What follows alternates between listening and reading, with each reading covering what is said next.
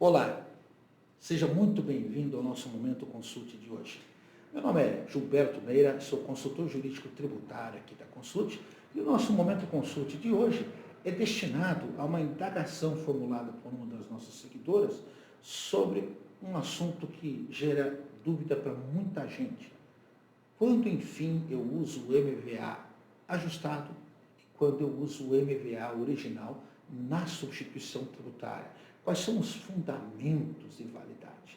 Ora, aqui nunca é demais lembrar, sabe aquelas aulas de introdução ao direito tributário, introdução ao ICMS, que a maioria das pessoas não valoriza e não acompanha? Pois então, o fundamento de validade disso é, antes de tudo, principiológico, embora haja também uma série de fundamentos de caráter legal.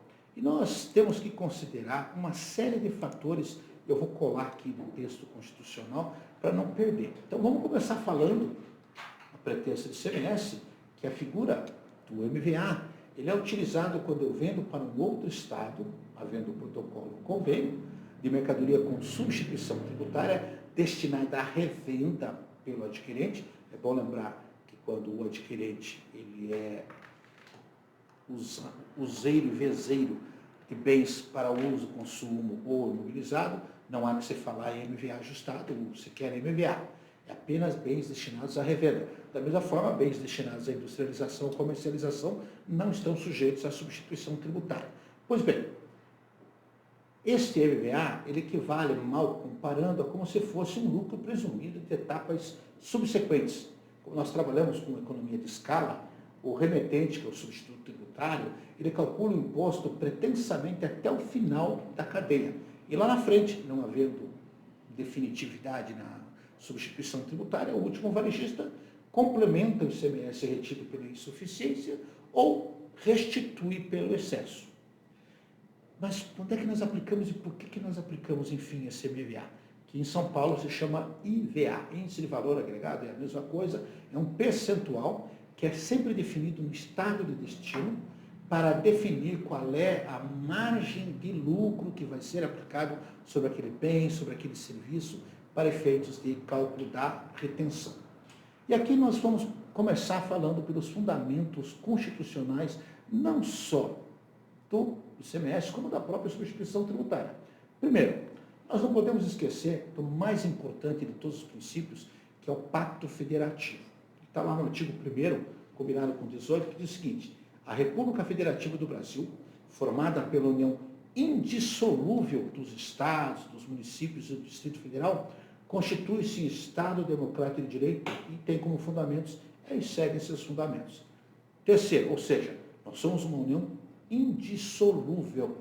Por isso é necessário um pacto, um acordo entre as partes, de tal forma que nós tenhamos aí uma tratativa. Eu lembro que este pacto, no contexto do ICMS, é exercido com base no artigo 155, parágrafo 2º, inciso 12, letras G e H, lá no âmbito do CONFAS, que é o Conselho Nacional de Política Fazendária.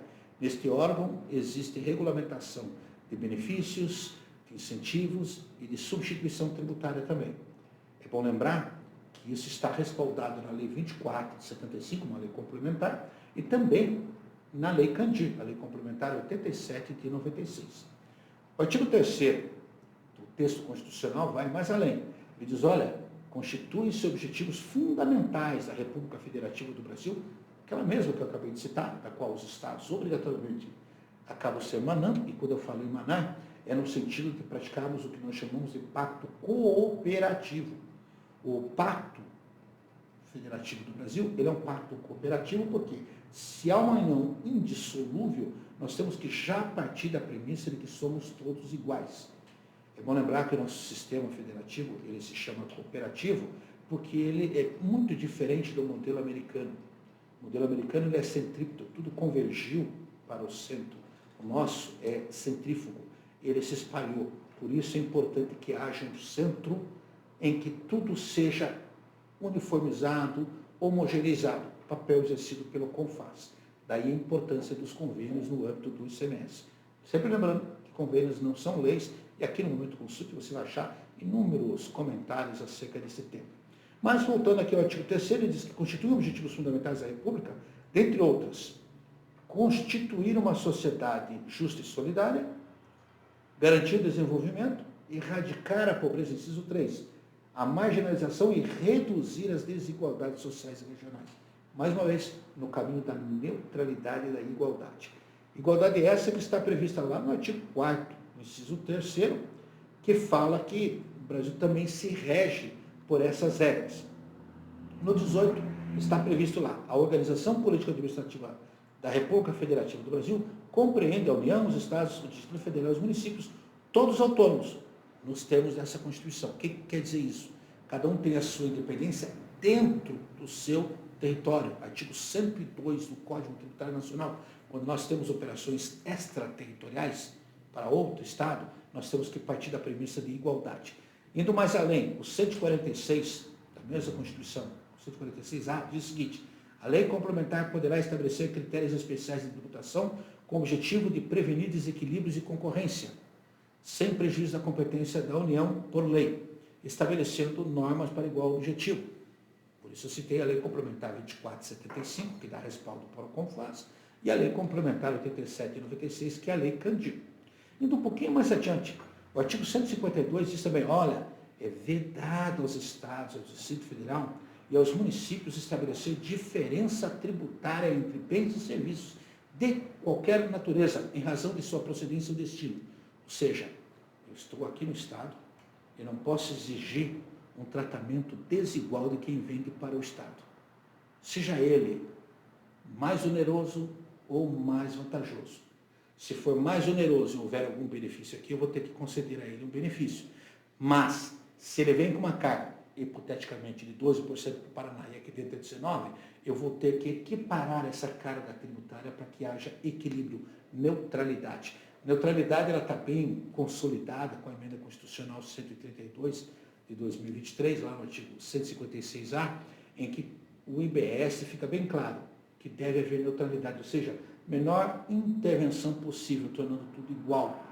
Isto é o conceito de isonomia dentro de todos os componentes que são formados aí a União. Além disso, no 170, ainda falando em termos constitucionais, a ordem econômica fundada na valorização do trabalho humano, na livre iniciativa, tem por fim assegurar a todos existência digna, conforme ditamos da justiça social, observando os seguintes princípios. Inciso 4, a livre concorrência, ao mesmo tempo que eu tenho que reduzir as desigualdades sociais. Ora, aqui fica bem evidente que nós estamos falando, basicamente, de uma série de principiologias: neutralidade, harmonia, equilíbrio, princípio da não diferenciação tributária e também o princípio da praticabilidade que é adotado aí no contexto da substituição tributária. Vamos descer um pouquinho agora para dizer o quê?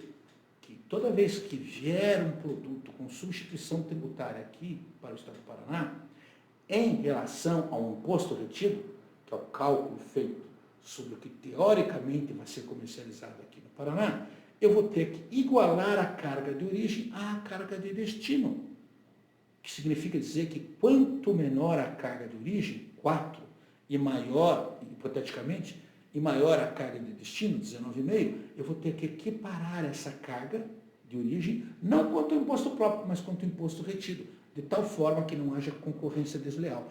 Esta é a razão do MVA ajustado.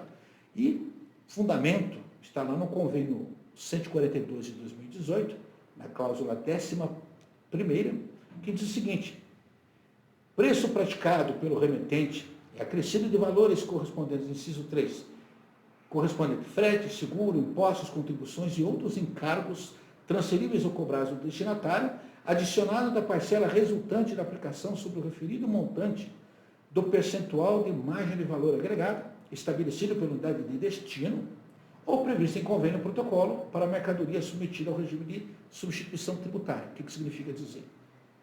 Eu tenho dois cálculos, o ICMS próprio, a letra 4, 7 ou 12, sempre seguindo as regras do estado de origem, e o cálculo do imposto retido, eu sigo as regras do estado de destino.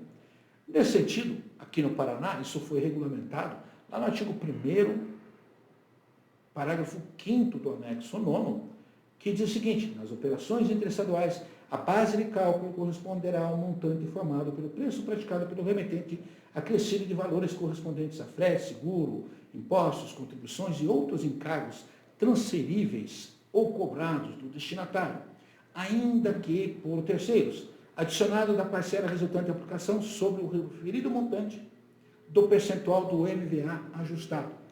Aí existe uma fórmula, e depois eu vou colocar no comentário, né, que nós sempre fazemos no pé desta matéria, para você ver que essa é a fórmula que vai me permitir incluir um valor e majorar a base de cálculo para efeitos de substituição tributária. E aqui algumas observações. Primeiro, a base de cálculo para efeitos de substituição tributária não é a mesma base de cálculo de origem. Ou seja, se a base de cálculo de origem tiver uma redução, pode se aplicar, mas eu vou partir sempre do preço da mercadoria e não da base de cálculo. Sobre ele eu vou acrescer todos os itens aqui já mencionados, frete, despesas acessórias, o que quer que seja, e por último, até o IPI, se for consumo final, né? E acrescentar o MVA. Lembrando que se for destinado à revenda, o IPI não integra efetivamente a base de cálculo do imposto próprio, mas do imposto retido sempre vai prever.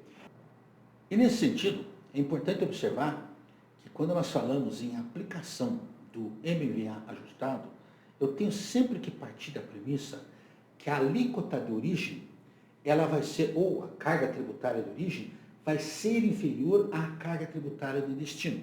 Por que isso é importante observar?